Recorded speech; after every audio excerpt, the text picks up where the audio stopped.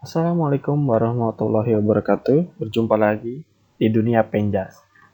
Pada materi kali ini kita akan membahas mengenai akuatik. Sebelum ke materi, mari kita subscribe. Klik tombol merah di bawah. Ya. Jangan lupa klik subscribe bagi teman-teman yang belum mengkliknya. Ingat ya, subscribe please.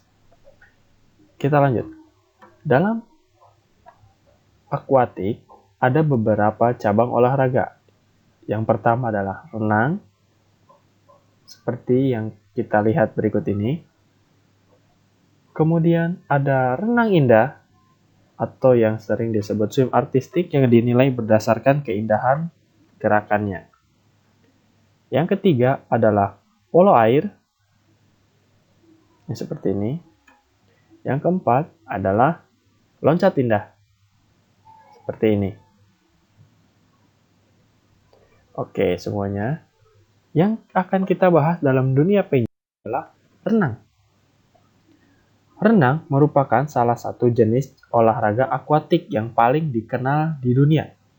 Kepopuleran jenis olahraga air atau akuatik ini bisa dilihat dari banyaknya orang yang melakukannya. Renang memiliki banyak sekali manfaat, terutama untuk melatih pernafasan. Selain itu, olahraga ini menjadi salah satu cabang olahraga populer di setiap perhelatan multi olahraga. Nah, kita bisa lihat ya, ini adalah salah satu contoh gerakan dalam berenang yang akan kita bahas setelah ini.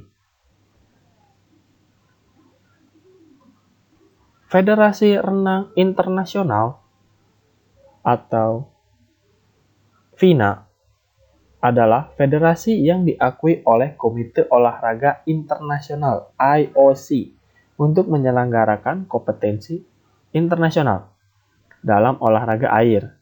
Ini adalah salah satu dari berbagai federasi internasional yang mengelola olahraga atau disiplin tertentu untuk IOC dan komunitas internasional itu berbasis di Swiss. Oke. Yang berikutnya adalah tentang Federasi Persatuan Renang Seluruh Indonesia atau yang disingkat PRSI adalah organisasi yang mengatur kegiatan olahraga di Indonesia. PRSI berdiri pada tanggal 21 Maret 1951 di Jakarta. Dengan ketua umum pertamanya adalah Profesor Dr. Purwosoedarmo. Oh iya, yang tadi FINA itu didirikan pertama kali pada tanggal 19 Juli 1908 atau sekitar 112 tahun yang lalu. Oke, kita lanjut. Sebelumnya, apakah kalian pernah melihat anak-anak atau siswa-siswi yang pernah melakukan hal seperti ini? Melompat di air sungai yang mengalir tanpa pengawasan orang tua, bermain di sungai tanpa ada pengawasan dari orang yang lebih dewasa, atau berenang sendirian. Nah, ingat ya, kegiatan seperti ini sangat membahayakan bagi kalian. Jadi, Bapak himbau semuanya tidak boleh ada yang melakukan hal seperti ini tanpa ada yang mendampingi. Karena banyak kejadian hal-hal yang tidak diinginkan.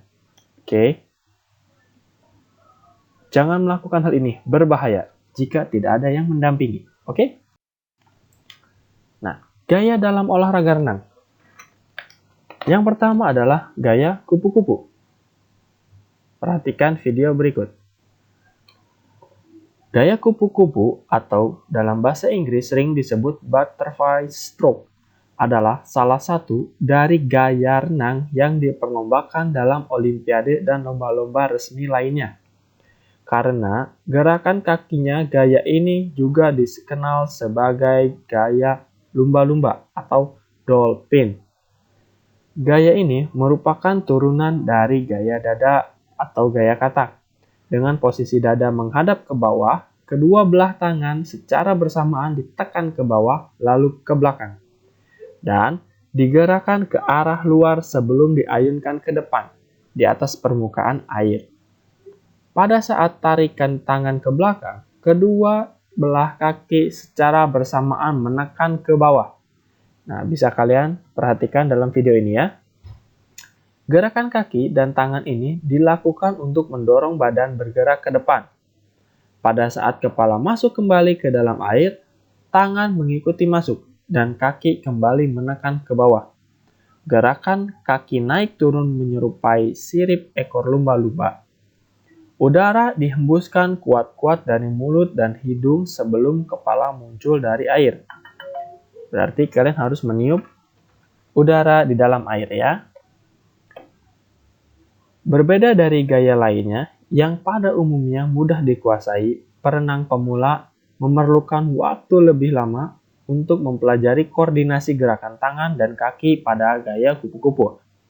Sebagian besar pemula juga menganggap gaya kupu-kupu adalah gaya tersulit untuk dipelajari dibandingkan ketiga gaya berenang lainnya yang akan kita bahas setelah ini. Oke. Ini adalah contoh gaya renang pada saat perlombaan. Ya. Gerakannya sangat cepat dan intens. Yang kedua adalah gaya punggung. Perhatikan videonya. Ini adalah ilustrasi gerakan gaya punggung. Gaya punggung berbeda dengan gaya yang lainnya. Mengapa? Karena dalam gaya punggung posisi menghadap ke arah atas, sedangkan punggung menghadap ke dasar kolam. Tetapi dengan posisi tubuh terlentang seperti ini, kedua belah tangan secara bergantian digerakkan menuju pinggiran seperti gerakan mengayuh. Mulut dan hidung berada di luar, sehingga mudah untuk mengambil napas dengan mulut atau hidung. Sewaktu berenang gaya punggung, posisi wajah berada di atas air, sehingga perenang hanya melihat atas dan tidak bisa melihat ke depan. Sewaktu lomba, perenang memikirkan dinding. Bagaimana apabila saya menabrak kolam? Tapi tenang, dalam perlombaan ada garis 5 meter untuk penanda perenang gaya punggung. Khusus untuk gaya punggung ya, ketika gaya lain itu dilepas. Berbeda dari sikap start gaya yang lainnya, gaya punggung dilakukan di bawah atau di dalam kolam.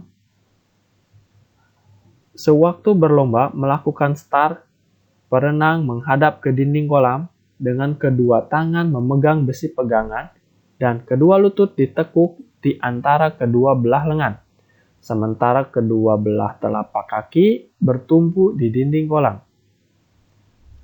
Gaya punggung pertama kali dilombakan di pertandingan Olimpiade Paris 1900. Gaya punggung merupakan gaya renang tertua yang dipertandingkan setelah gaya bebas. Yang ketiga adalah gaya dada. Gaya dada atau gaya katak atau dalam bahasa Inggrisnya disebut breaststroke adalah gerakan seperti katak. Bisa diperhatikan ya. Mengapa demikian? Karena kedua belah kaki menendang ke arah luar sementara kedua belah tangan diluruskan ke depan. Kedua belah tangan dibuka ke samping seperti gerakan membelah air agar badan maju lebih cepat ke depan. Gerakan tubuh meniru gerakan katak sedang berenang sehingga disebut gaya katak. Pernapasan ketika mulut berada di permukaan air setelah 1 kali gerakan kaki dan 2 kali gerakan tangan, atau boleh juga 1 gerakan tangan, karena tidak ada peraturan dalam gaya dada itu mengharuskan 1 kaki atau 2 kaki dalam pengambilan napas ya. Perhatikan gambar tersebut. Nah, begini kurang lebih cara melakukan gerakan gaya dada. Ini adalah dari samping. Bisa diperhatikan. Diperhatikan ya, karena setelah ini akan ada soal yang akan dibacakan. Maka dari itu, jangan sampai ada yang terlewat. Yang keempat adalah gaya bebas. Bisa dilihat videonya ya.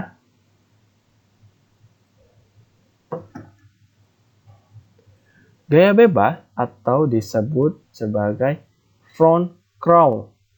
Dengan posisi dada menghadap ke permukaan air, kedua belah lengan secara bergantian digerakkan maju ke depan dengan gerakan mengayuh, sementara kedua belah kaki secara bergantian dinaik turunkan ke atas dan ke bawah.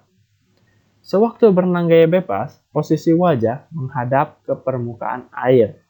Pernapasan dilakukan saat lengan digerakkan keluar dari air, saat tubuh menjadi miring dan kepala berpaling ke samping.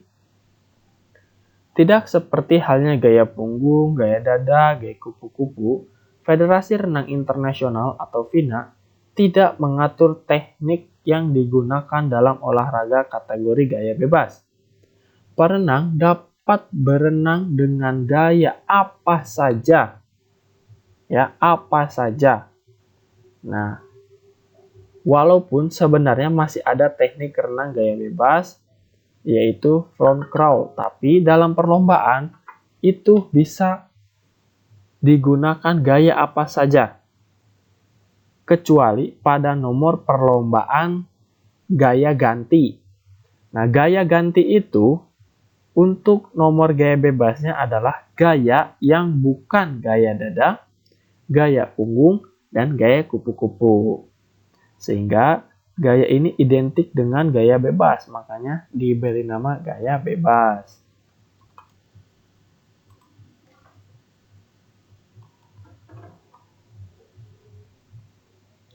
Ini adalah renang gaya bebas dalam kondisi yang sebenarnya.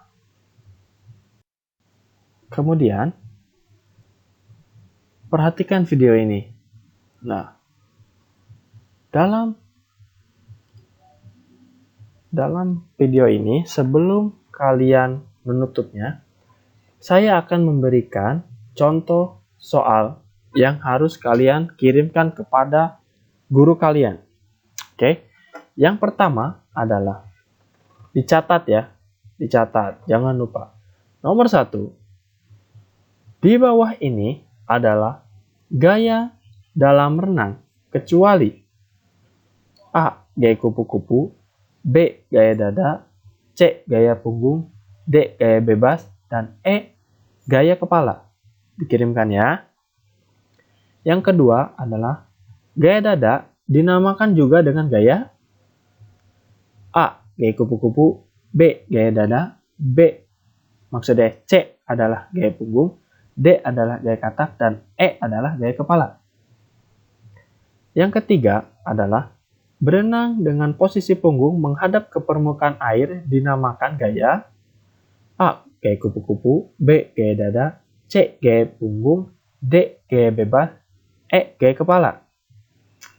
Yang keempat adalah gaya yang tidak terikat dengan teknik-teknik dasar tertentu dinamakan A. Gaya kupu-kupu, B. Gaya punggung, C. Gaya dada, D. Gaya bebas, E. Gaya kepala. Nomor 5, penggunaan kacamata renang dapat mempermudah tujuan kalian agar A. Tidak silau, B. Memaksimalkan gerakan tangan, C. Mencegah iritasi mata, D. Meminimalisir gerakan tangan, C. Mencegah alergi kulit. Yang ketujuh adalah bakteri penyebab penyakit yang ada di kolam renang dikendalikan dengan A. Penggunaan formalin, B. Penggunaan garam, C. Penggunaan obat-obatan, D. Penggunaan kaporit, E. Penggunaan pestisida.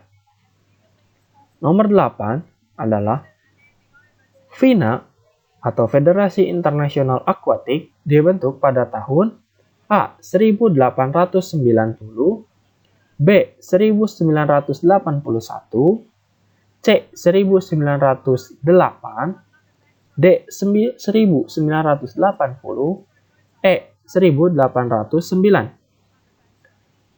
9 atau nomor 9, Persatuan Renang Dunia dinamakan A.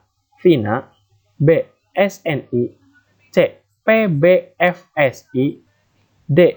FIFA, E. PBI. Nomor 10 adalah Persatuan Olahraga Renang Indonesia dinamakan A. PSI, B. PBSI, C. PBFSI, D. PRI, atau E. PRSI. Nomor 9, maksud saya adalah nomor 11. Salah satu perlengkapan yang tidak boleh dikenakan dalam perlombaan renang yaitu yang dalam kalian lakukan ini, kalian tonton ya, coba lihat.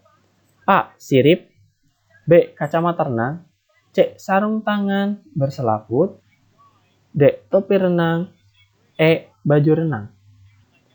Nomor 12, pada nomor perlombaan renang gaya dada, gaya kupu-kupu, dan gaya bebas, perenang melakukan posisi start A. Di dalam kolam, B. Di atas balok lompat, C. Di atas blok start, D. Di bawah blok start, atau E. Di bawah balok lompat. Pertanyaan 13 adalah, hingga tembakan pistol start dimulai, tubuh perenang harus dalam keadaan A. Menarik nafas, B. Berenang, C. Diam, D. Meluncur, E. Mendayung.